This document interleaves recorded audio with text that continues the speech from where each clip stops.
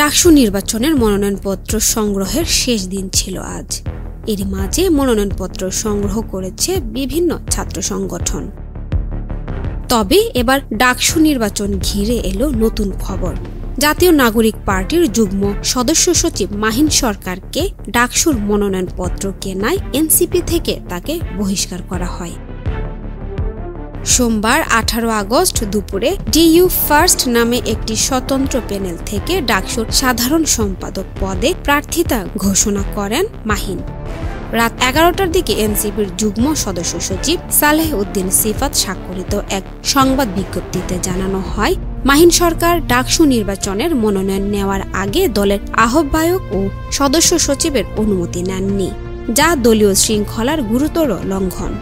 এর আগে এক প্রেস বিজ্ঞপ্তিতে কোনো কারণ উল্লেখ না করে মাহিনকে দল থেকে বহিষ্কারের ঘোষণা দেওয়া হয়।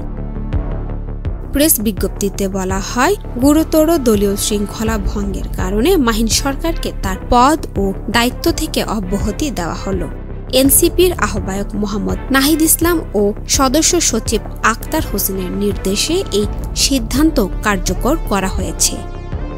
এই বহিষ্কার আদেশ আজ থেকে কার্যকর হবে এবং পরবর্তী নির্দেশনা দেওয়া পর্যন্ত বহাল থাকবে। 18 আগস্ট রাতে মাহিন সরকার তার একটি ফেসবুক পোস্টে লেখেন, আজকে কোনো কারণ দর্শানোর নোটিশ ছাড়াই বহিষ্কার করে দিলেন। সর্বোপরি মাহিন সরকার তাদের একজন, যার হাতে অভ্যুত্থানের ব্যানার। বৈষম্য বিরোধী ছাত্র আন্দোলন ঘটিত হয়েছিল। আমার কথাগুলো বলার সুযোগ দেওয়া উচিত ছিল। যদি গুরুতর আর্থিক অনিয়ম কিংবা চারিত্রিক স্থলনের মতো অভিযোগ থাকে, তারপরও সংগঠন সমূহে আত্মপক্ষ সমর্থনের সুযোগ দেওয়া হয়। আমি সেই সুযোগও পাইনি। এটা সামগ্রিকভাবে নবগঠিত রাজনৈতিক দলের জন্য ক্ষতিকর হয়ে গেল।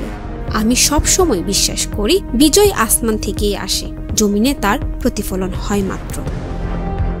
নুসরাত শৈলী, চ্যানেল আই।